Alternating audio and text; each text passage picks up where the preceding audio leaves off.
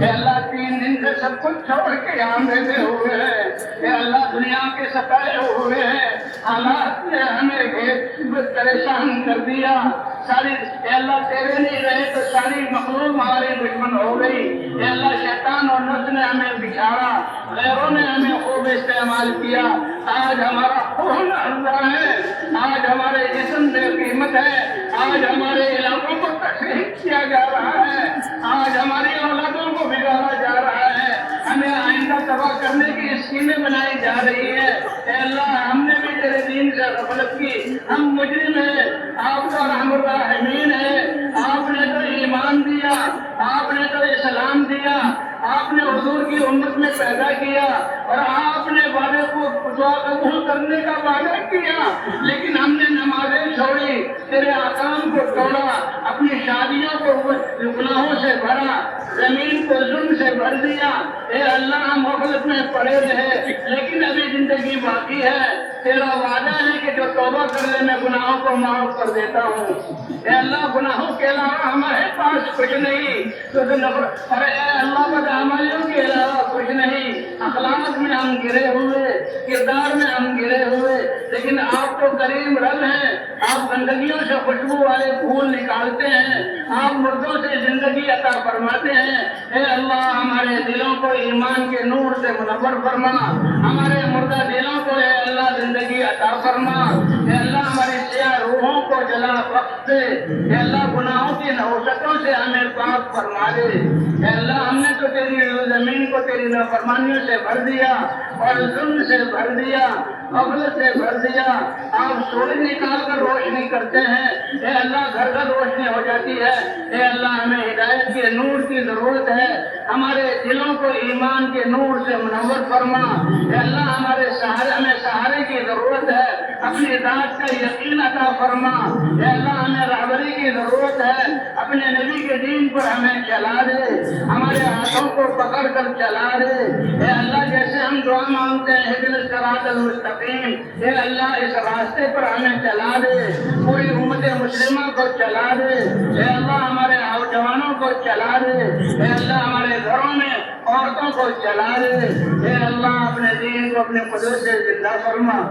آپ تو بنجر زمینوں کو بارشوں سے آباد کرتے ہیں، اے اللہ ہمارے مردہ دلوں کو ایمان سے منور فرما، اے اللہ ہماری نمازوں کو شاندار اور جاندار بنا،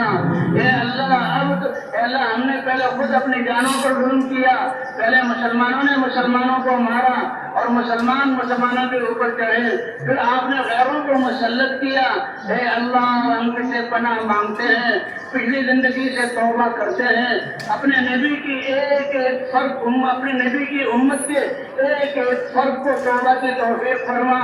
اے اللہ ہماری توبہ کو قبول فرما، ہمارے گناہوں کو معاف فرما،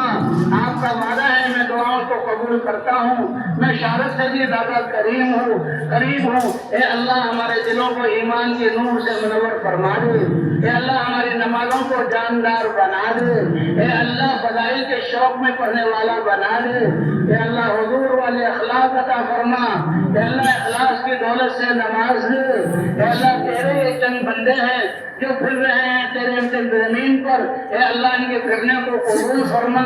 اے اللہ ان کی پوری تربیت فرما، ان کی دعوت کو انسانوں کی ہدایت کا ذریعہ بنا،